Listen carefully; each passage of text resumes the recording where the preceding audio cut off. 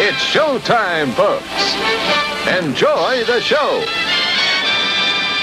And a fine Saturday matinee to you, Andy. Wow, my voice is low this morning. That's one of. Is it weird that it's low and it breaks? I'm 13 years old. It's 5 a.m. The joy of mornings. You feeling good? Yeah, I am. It's still coolish. It's probably in the 80s now, so it hasn't quite heated up to the top of the day yet. But oh God, what an insufferable place you live. I know. I don't know why I live here. Ow, stinking hot. Stinking hot. Somebody tried to tell me once, maybe it was you, that when you live in Arizona, indeed the desert, you just switch your sensibilities around weather, right? That where many of us have it very, very cold in the winter and there's ice storms and it freezes and you have to deal with that. And you run from your house to the car where you always have the heat on. It's just inverted. You just have to switch that, right? Yeah. You just go from air conditioning to air conditioning. Yeah. You try to stay outside for as little time as possible. It's tough though. I feel bad for my kids because, as I was a kid during the summertime, you're outside all the time. And now you send them outside and it's like 100 degrees. I'm like, go play with your friends. And they're all like, they don't go outside, right? What do they do? Trying to, go from house to house and just play. And it's just gangs of roving children seeking air conditioning. That's a great movie. It's just developed sort of the pack mentality, all just seeking coolness. Right. He won't let us into your house. He's let us in. For the love of everything holy. Sweating children just banging on the doors through wide-angle lenses through the glass. You can't come in. Go play with you. Learn something. Please let us in. We're dying. Oh, that's good. Good times. You've seen some movies this week. I have, yeah. I've been pretty busy with my movie watching as of late, trying to do a lot of catch up.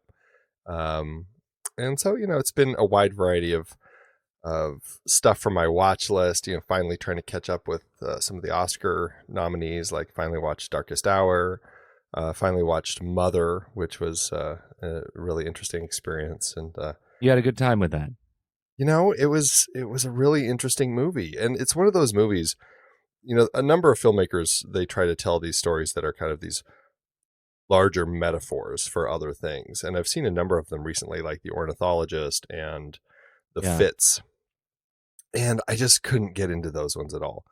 But like, I knew that they were being metaphorical, but you just, sometimes you're just like, I can't connect. I found it so much easier connecting with Mother. I bought into it, went along for the ride.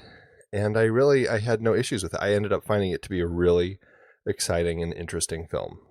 But I can totally see why some people would have a really hard time with it, especially based on the trailer, which doesn't give you any hints that it's going to be a metaphorical journey. Okay. What would your friend and fellow podcaster Pete Wright say? Would he like Mother? I don't think you would hate Mother. I think because I don't know. Knowing that it's this metaphor as you go in, it's a really interesting ride. I think. I don't know. I have a hard time gauging whether you'd like it or not. I think you would find it interesting, but I don't know if you'd end up liking it. Yeah, I'm pretty sure that I wouldn't. Well, okay then. Oh. Buddy, that's funny. I did also watch Swiss Army Man, which that was one I had been really excited about from the trailers. I found it looked super creative, like just such an interesting film, and it was really disappointing. I mean, I still liked it, but I just found it ended up feeling like so juvenile, like, people with just a juvenile sense of humor ended up making it, and there's just a lot of elements in the film. I just felt like, it's really kind of a odd choice that just for me just didn't really work as well as it should have. It was really frustrating. But I will say something about it that I found really fun is initially when the film started, the way that they would do the film score was it was sung basically by the two characters, and so that became the score. Like they're dun, dun, dun, dun, dun, and you'd have this score that was like them singing. And one of the best parts of it was when he's singing the Jurassic Park theme, which is really funny that it becomes a part of it, and it becomes this big moment at this like romantic part of the film, and it was really funny. So I had a great time with that element of the film. It has a lot of great stuff happening in it.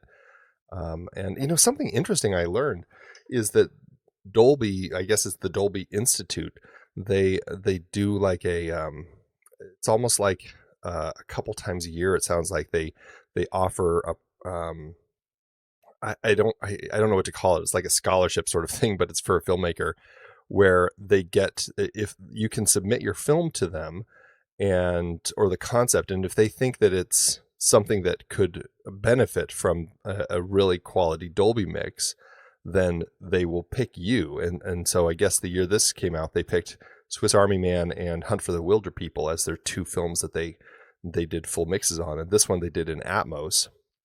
No, I don't think they did I had that no one in idea. Atmos. So now I'm like, I wish that I had seen it in Atmos, because I bet it would have been a really incredible experience, because the sound, there's just a lot of unique stuff happening with the sound in this one. Oh, that's A lot fantastic. of farting. There's a lot of farting. Yes, there's yeah, more I remember farting that in this from the trailer. than like Meet the Clumps.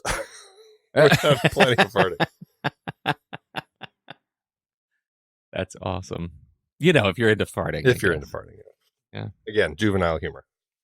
We did for family movie night. We did Wrinkle in Time last night. I think I told you was on our list, and for an upcoming interview that we have, and that was an interesting little movie. My kids loved it.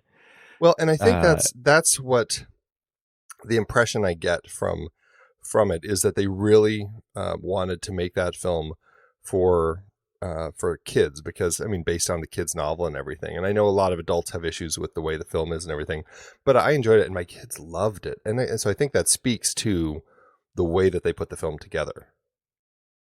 Yeah, I think so too. It was this was my son's impression, was it was pretty slow in the beginning. There's a lot of really big and just gorgeous locales with not a lot happening, and I'm not sure. It's been so long, obviously, since I've read the book, since I was a kid, that I have very little memory of kind of what they've changed. But it was beautiful. It was just, it was a beautiful, just wash of color, and the kids' performances, particularly Storm Reed as Meg, were just fantastic. I mean, she was transcendent as a little performer. I can't wait to see what happens with her as she continues to grow in the craft. I mean, I thought it was great to see her on screen. So Absolutely fun. It was fun. It's yeah. My recollection of that book is, like, I don't know if I ever read that book, but I do remember all the girls around me reading it, like when I was in like fourth grade or so. I did the whole series. Wrinkle in Time, what is it? Wind in the Door, Swiftly Tilting Planet. I did the whole thing, and I remember really loving them. It's the same thing with the Earthsea. Back then it was the Earthsea trilogy. Now I think there are 5, but it was always the Earthsea trilogy to me. And they made that into a sci-fi thing. Those were the series that were just blowing up when I was a kid. My recollection of the books is that and the cover art, which I always loved the cover art. Mm-hmm. Yeah, truly. There was wasn't the one, didn't one of them have the flying horse on it? Yeah, that's the first one, Wrinkle in Time. Yeah, there's no flying horse in the movie. Where's my flying horse? Well, it's like a centaur, right? Yeah. Anyway, no centaur in the movie. So that. So there's that. All right. You want to talk about trailers? Do you want to talk about anything in the box office? Anything you're excited about? I haven't looked at the box office, but I think that it's probably worth noting that as that Solo, I think, is doing well for itself, even if it's not doing as well as they had hoped. But I know some people out there are saying it's a flop, but I think that I think it missed its expectations. However, I think it's just it'll never be as popular as the other ones. I think that's kind of the status of that one, but I don't think it's going to lose money at the box office. I guess that's the thing to say. Well, this as of today, it broke 200 million at the box office worldwide. Yeah. 119.5 million in the US. And so, it's not a flop. By Star Wars standards, you can sort of and squint and make the case, but it's a $200 million movie and it's making its money back. And there are people who like that movie. I am one of them. I like it. There are a lot of people who hate it on Twitter, but in the midst of them, there are people who really do like and appreciate this movie. And I can totally see the case for those who don't, but man, I had a good time. Yeah, I did too. And I think it will be one that I will happily go back to and watch again as I go through the Star Wars films, Is it at the bottom of your list if you rank Star Wars films? No. I think I would go a list. Gosh, let's see. I think episode 1 and 2 are below it for sure for me. Well, episode 3 might be. I mean, mine would go Empire, Star Wars. Oh, I think I would do. Gosh, I feel like I still keep Jedi in the top 3 just because it's connected to my youth so much. And then probably Last Jedi, Force Awakens, Rogue One.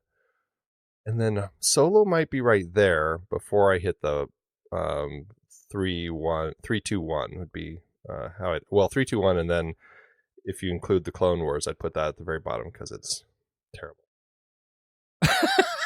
It's not terrible, it's terrible, man. It's so bad. The problem with it is it just was issues. Basically an extended episode of a 30-minute TV show. That's right. It really should never have been a film. It should never have been a film. That's true. It was an experiment. An experiment that ended up launching, a robust Star Wars animated in canon experience. Yeah, and so I appreciate to that that. end. Yeah. It gave us Darth Maul again. Yeah, that's right. It gave us Darth Maul, the some, robot spider creature, right? Consternation. Yeah, I think the prequels are in there, but I really am. I'm on the side of the Star Wars stories. I think they're good. So how would you rank yours then? Well, it's the real question is where I put episode 3. Because it's either the Star Wars stories are above or below episode 3. So definitely, depending on the day, the original trilogy, and then Last Jedi and The Force Awakens are in there, and then the Star Wars stories or episode 3, and then episodes 2 and 1 and Clone Wars. But it gets really hard because I like Star Wars movies, so even though Solo might be near the bottom, I still like it. Oh, sure, yeah. So that's like ranking Pixar movies. Yeah, exactly. Although there are a couple that are terrible, but for the most part, they're all really good. Right. And Star Wars Episode 1, I get so distracted by the things that I absolutely don't like. I feel like Episode 1 did more damage to Star Wars than anything Force Awakens and The Last Jedi did. And I wish that we could go back in time and just remember the hue and cry of the midichlorians. I mean, that was a horrific break in the Force of Star Wars, and I think people are forgetting that in the midst of what they perceive as shock and awe of the Force Awakens or the Last Jedi, and so yeah, I mean it's just straight up terrible, broken. Also beautiful, some really beautiful sequences and gorgeous music, and it gave us a lot, but it broke. It probably is represents the most significant breakage of Star Wars that I can remember. So yeah, it's for me. I don't mind that stuff so much as the fact that it's just really boring. That's the Also problem I that. struggle with. 20-minute ride in the pod races gets really boring. The whole thing just I don't know. I just ended up finding it really sluggish. But it's a Star Wars movie, and I think what happened when I had kids is I ended up having to watch those more than I had before, like quite a long time. And I ended up finding, what, they're still Star Wars. They're still fun. There's still things in them that I do appreciate and enjoy. So that's, I think, the best thing about having kids is kind of rewatching these through different eyes and seeing them kind of grow attached to things. And so, yeah, for me, it was kind of fun to kind of find that connection with Star Wars again. Yeah, me too. All right, let's do trailers. Let's do it. I don't think do we have any of us... A24 or Red Band? Yeah, right. So I don't think so. We don't. No. Why don't you go ahead, though? So my trailer is a film called Seven Splinters in Time that I picked it largely because we just did a time travel series, and here is this new time travel movie I'd heard nothing about. And so I thought it'd be an interesting one to pick. I mean, largely, it's a film that I don't think is going to make any sort of splash anywhere. I can't say it looks great, but I did think it looked like an interesting sci-fi story. And to that end, I'm like, there might be something here that would be worth looking at and seeing what I thought of it, So I'm really curious about this more than anything. It's a weird little film about this detective who starts investigating a murder only to find out that the victim is himself. And then through the help of a really kind of crazy Einstein-looking Austin Pendleton, he learns that he is a time traveler, and there are a whole bunch of different versions of himself all scattered through time. And with all these different versions of him, some of them have gone rogue, or they're these bad characters. One is a serial killer, and all this interesting stuff. And so the concept sounds really interesting. I don't know if they're going to pull it off. The writer-director is Gabriel Judette Weinshell, who I haven't heard of before. It looks like mostly he's done short films and indie sorts of projects. He did a film in 2002 called The Broken Wings of Elijah Footfalls, which sounds interesting. I don't know anything about that one, but otherwise, he's largely, just done short films.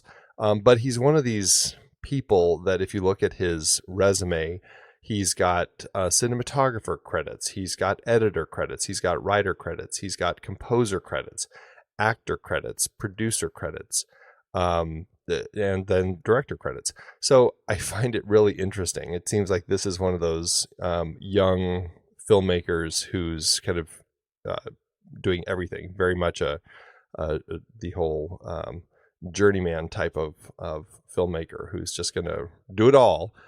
And so this looks like maybe the biggest feature he's done so far. And it's got an interesting look. It's got cast that's recognizable, but no one that I could really say, oh yeah, it's totally that guy. I recognize the people in it.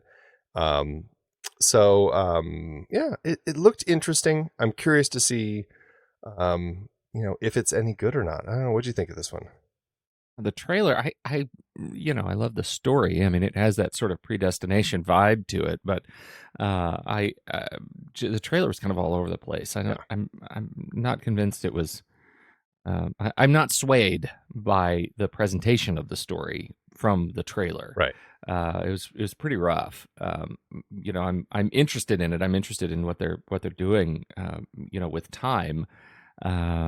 But I didn't. I'm having to forgive an awful lot based on the trailer. I'm not sure that I would see it based on just the trailer alone. And I don't get a sense that it's going to get probably a very wide distribution. I don't know. I would be surprised if it has a theatrical release at all. Yeah, or if so, more than a couple theaters, and then it disappears and goes straight to streaming. Yeah. So, in that light, it's one that I'm sure will be a late night Netflix. As soon as it hits streaming, and I'm curious about it. Uh, and I'm also curious about Winchell. I think he doesn't have that many credits in IMDb for having been doing this for 26 years. What's he been doing? Why haven't we seen more of him? So this might be one of those big breaks, and he's a director we should all be talking about. We knew him when. That's what we're gonna say. We knew him when Seven Splinters in Time came out. So, there you go. Curious. I'm curious too. Well, it does say it has a release July 13th here in the US. That's the only information it has right now for release dates. Again, it makes me think it's going to be limited and then go straight to streaming. It might be worth checking out. It might be worth waiting until more reviews are in to see if it is worth checking out. So there it is, Seven Splinters in Time. All right. Andy, do you remember Alias? I never watched a single episode. What? I remember the show existed. What? I know. I just never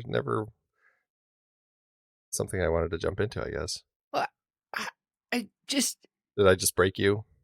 Andy.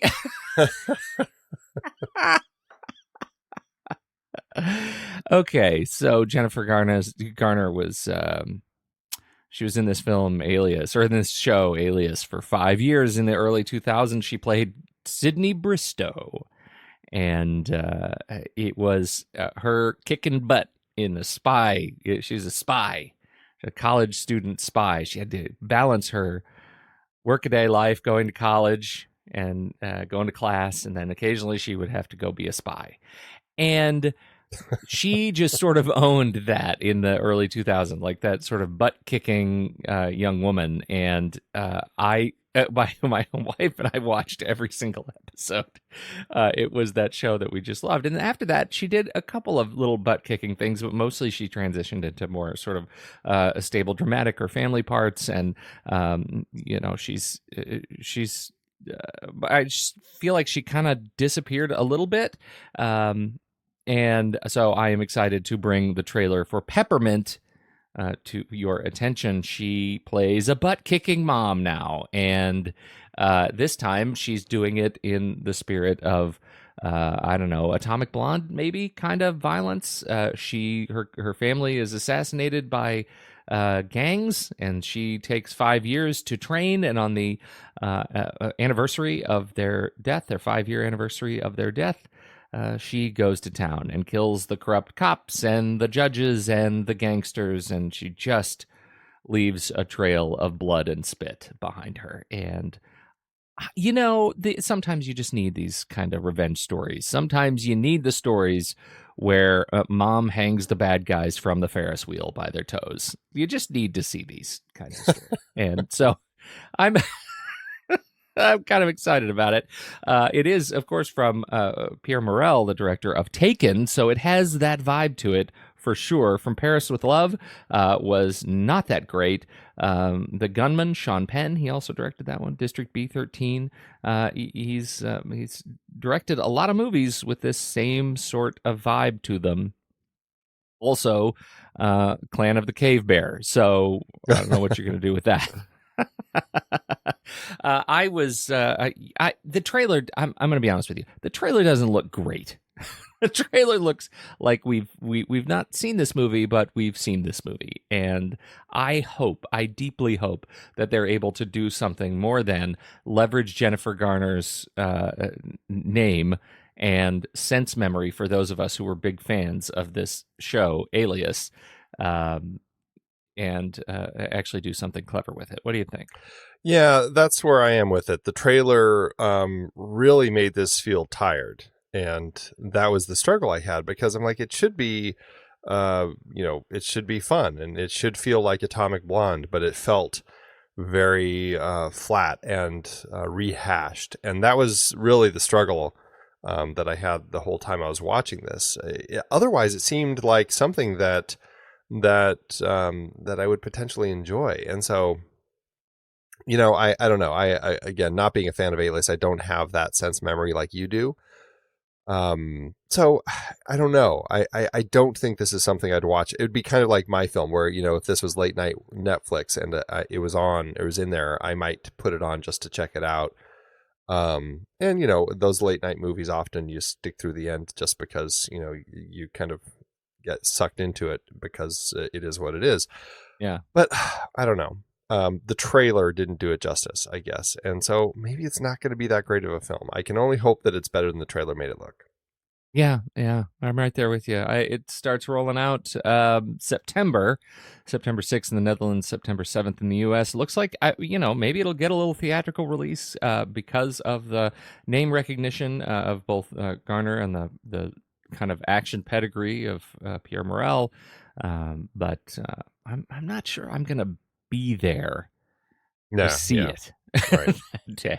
So we'll see. We'll see if the next trailer actually gives us anything more to sink our teeth into. That's right. It, Peppermint. All right. Well, that was a rough week of trailers. Rough week of trailers. I could do the Happy Time Murders again. There were some other trailers out there, but I kept watching trailers. I'm like, God, I don't know. It was a rough patch. It was really rough. Nothing that really stuck with me. Agreed. There are films that I want to be excited or want to be excited about, like Shock and Awe. I watched that trailer and I was like, oh, God, Rob Reiner, I just don't know what's happened to you. Alas, poor Rob. Where have you gone? Exactly. Well. All right. Let's do our list. This is based on Ocean's 11. That's right. Yes, we threw the options out to our Patreon supporters. Heist comedies. I don't have it in front of me, but I know heist comedies is the one that we ended musicians, up getting. musicians who don't play musicians, not right? Playing musicians. And I know that one well because I built the list off of it. For last week, right. And then movies with numbers in the title, no sequels. Right. And that would have been hard. You know what? We have 3 more opportunities to pitch that as. Excellent. Oh, man. Okay. So, do you want to kick it off? I feel like my list is ripe for steals. I feel like I'm in dangerous territory because there's a very good chance that you're going to take. They are very predictable, and I don't know. I guess I just move on from there. Here we go. First one is Clint Eastwood, 1970. It is Kelly's Heroes. A band of U.S. soldiers sneaks across enemy lines to get their hands on the secret stash of Nazi treasure. Now, I did this not just because it's a movie that is full of crazy moments and crazy characters, but also because Ocean's 11 that we watched last week is about paratroopers who missed their opportunity to steal Nazi gold. And I find that amusing. But mostly, if you haven't seen this movie, you want to see it for Donald Sutherland, who plays the character of Oddball. He's in charge of the unit, and his unit is a hot mess. They do things like fill their bullets with paint so they explode. They have lots of trouble with bridges. It's sort of a cesspool. They take turns sort of serving one another, pouring wine out there. They say that they hold back. They hold back because if the Nazis strike Paris or New York, we'll be there to come in around from behind. And so they really just take it easy on the hillside. And I find the whole bit of this movie, I find the whole gag funny. And it's everything that 1960s Ocean's 11 should have brought me. The kind of humor, the kind of wry comedy is rich in this movie. Clint Eastwood, Telly Savalas, Don Rickles, Carol O'Connor, Donald Sutherland. Gavin MacLeod is in this movie. I really enjoyed it. It's a film I didn't really enjoy. Oh, man, why we're starting here again? I know. It's, I should say it's... Don't give me those negative waves, man. No, I know. Yeah, I don't know. I never connected with it. And it's one of those films that fits with MASH and Donald Sutherland, I guess, where I really have a hard time getting into the comedy of them. And I know a lot of people love them. but I just really didn't care for it. And so, maybe it's worth rewatching to see if I find more enjoyment in it. And I shouldn't say I didn't like it. I should just say I kind of, it fell very middling for me. Okay, that's fine. Is that at least better? At least it's not the worst thing ever. I don't even remember what the movie was last week. I was so damaged that you hated so much. I broke you. You broke me. All right. That's so funny. What's yours? So my first film. This is a tricky list because there's I don't know. There were a lot more than I remembered. Yeah, and I'm really trying hard to not put the Hot Rock on because I've used it. I feel like at least a couple times on these lists. So I'm going to go with a film that I just watched really recently, like last weekend, with the kids. And it's so much fun. It is The Great Muppet Caper. Oh, nuts. Are you serious? I'm totally serious. I love this movie. That was a steal. Is it a steal? It's a steal. Oh, I'm sorry. That's okay. That's okay. I just watched this with the kids, and we had so much fun with it. And I had forgotten how much I really love this film, almost more than the original Muppet movie. In fact, I think I do, even though I really appreciate that one too.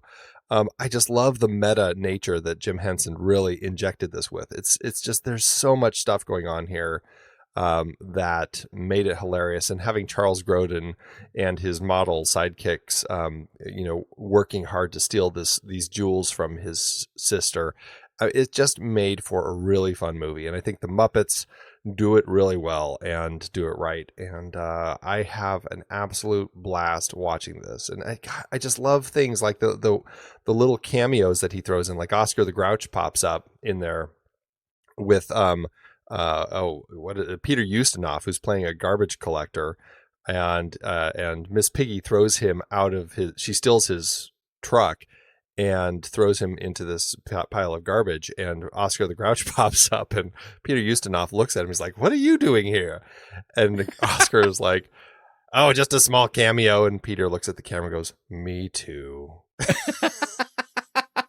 Like, that says everything about it. So good. It really is. Talk about using the self-awareness to your great benefit. It's so smart. And I feel like this was something, and I could be wrong, but I felt like Jim Henson really latched onto that meta storytelling, right out of the gate with the Muppet movie. I feel like they had been doing that long before it became a thing. Yeah, truly. What a weird thing to discover that sort of humor in. I guess maybe if not the Muppets, right? What else? Exactly. Great pick. And now it does make me have to pull from a movie, another favorite that we have done. I think I have brought to the table. I'll save it. But anyway, that's a great pick.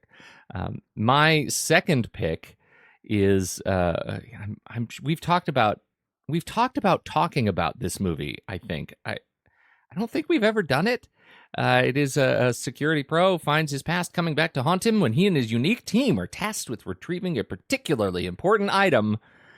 That's a generic description of the movie Sneakers from 1992, directed by Phil Alden Robinson and written by Robinson and Lawrence Lasker, starring, of course, Robert Redford, Dan Aykroyd, Sidney Poitier. It is a fantastic cast. David Strathairn is the blind whistler. Dan Aykroyd, River Phoenix. It's one of my favorites. Don't know what else to say. It's fantastic. I love everything about it. My voice is my password. Yes. Passport. Don't harsh my buzz on this one. You better like No, this. I love this movie. I haven't seen it in a long time, but it is it's always had a special place in my heart. I have so much fun watching it. And I'm doing my Robert Redford marathon rather slowly, and this is one that I'm probably most looking forward to getting to because I really can't wait to watch this one again. Yeah, and I knew that you were going to put that on your list, so I didn't put that. Oh, on my list. That's sweet. That's Muppets. Sweet. I had no idea you were going to put that on your list, so that's your own fault. No, it hit me. That is my. I own it. I own that. All right, what's your number two? So for my second one, this is a film that came out in '99, which largely was a year that had a whole lot of really exciting films released. It's a David O. Russell film that I really wasn't expecting. And it fits nicely in with what we're going to be kicking off next week with a bunch of George Clooney movies. It is his wonderful movie, Three Kings, which I just love. George Clooney, Mark Wahlberg, Ice Cube, Spike Jonze. It's this great group of people who are during the Gulf War. These soldiers find out that there's a whole bunch of Saddam's gold in a bunker, and they set out to steal it. And the story, changes from there. But it's such an exciting film. It's done. David O. Russell has a really exciting way he tells the story here, and I know George Clooney and David O. Russell had issues on set, but you would never know it because this film is just done so well, and it's such a fun ride. So that's my second one, Three Kings. Cannot agree more. This is a fantastic movie, and I think I had this in the back of my mind that I was going to put this on my list, and I feel like you're not as much of a fan of David O. Russell, and I think really you're, because I feel like you've spoken ill of his movies in the past. So I was curious if you were going to drop this on your list. It is fantastic. And another great Clooney pick. Absolutely. All right. My final, perhaps the most predictable of them, because I think I've used it on a sat mat before, but I have to bring it back. And that is 1988's A Fish Called Wanda. This is the top of my list. If I could have picked it 3 times, I would have. John Cleese, Jamie Lee Curtis, Kevin Kline, The Cathcart Towers Hotel, and it's just brilliant. It's some of John Cleese's most brilliant writing in terms of character, particularly Kevin Kline's Otto. He thinks the London Underground is a political movement. Please. It's rich with one-liners, and if you tell me you didn't connect with this movie, I don't know. It's possible the next reel ends. Wow. It's Ken coming to kill me. Kill me. No, I love it, man. It's brilliant. That was a steal. Oh, outstanding. Oh, yeah. Feel good about that. So thanks for that. It's hard to believe it came out of 1988. It feels. I guess it's a little bit dated. I watched it again with my daughter, and who had never seen it, and adored it equally. Like it's a movie that really stands up, to time. Other than maybe you notice that the Jaguar is a touch dated, but not that much because Jaguars are kind of dated. So it holds up. It's great. There's just a lot to love. You like fish, do you, Ken? Me too. A little tartar sauce, squeeze a lemon. It is such a great film. A solid pick. So for that, I'm going to go to my list of other options. And I will say, though, Pete, I'm very disappointed that you didn't go the Woody Allen route with Small Time Crooks, because you have the Woody Allen mandate. I do. I had forgotten about that. Maybe it's because I have been so often lampooned about my Woody Allen movies. Right. What'd you do? I'm picking a film that I haven't seen probably since it first came out on video. I know this is a film I loved in the theaters. I loved when I rented it. After that, I haven't seen it since, and I really worry that it will suffer, and it may not be as good as the little 16-year-old self I was when I first saw it, thought it was at the time. This never ends well. It doesn't, but I remember laughing my butt off when I watched Disorganized Crime. I'm so tempted to rent it. I just don't know if I should or not, because I feel like I'll be disappointed. But man, did I have a fun time with it when I saw it. It has Fred Gwynne, Lou Diamond Phillips, Ruben Blades, William Russ, Corbin Burnson, Ed O'Neill, Hoyt Axton, Daniel Roebuck. A great group of people here in this story. Definitely kind of like that 80s core of people. But I had so much fun. Corbin Burnson is our main bank robber, and he's been hiding out in kind of this small town in Montana because he's wanted. And then he realizes that the local bank has just a ton of money. And so he gets all of his old accomplices to come help him rob this bank. And, they're just a complete mess. And it's really funny watching them try to rob this bank and just all of the insanity that ensues. So again, 16-year-old memory, but I remember liking it quite a bit. Jim Kauf wrote and directed it. So I don't know. I really want to see it again. I don't know what that says. Anyway. Disorganized Crime, 1989. There you go. Yeah, I don't know. I mean, I had forgotten even that Ed O'Neill was in it, right? Yeah, he's one of the cops trying to get them. Yeah. The trailer, I was just kind of pulling up the trailer, or at least the preview that they put with the movie for our show notes, and it is of Ed O'Neill trying to cross the river. And Ed O'Neill's a funny guy, like just naturally funny. But it's one of those movies where the trailer that they put with the movie isn't the trailer; it's just a scene. Yeah, and I don't know that it represents the entirety of the story. I'm afraid my memory of it is one that I didn't feel like I needed to see again after I saw it. So I'm going to give it a chance, Andy. I'm going to put it on my watch list again. Yeah, I'm curious if this one is worth doing that with, but it does pique my curiosity. I worry a little bit about that too. Hoyt Axton, though, I mean, come on. Yeah, we love him. We love Hoyt Axton. Yeah. So anyway, there it is. There's the list. All right. Great heist comedies. Those are definitely my favorites in the list, and some good steals. This week we're doing Ocean's 11, and predictably, that's where we're going to stay for a few weeks.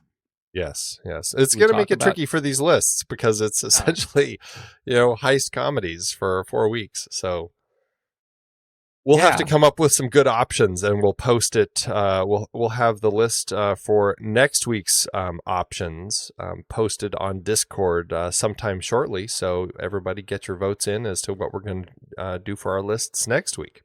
For Ocean's 12. No, for Ocean's 11. Oh, Ocean. Yeah, I've already forgotten.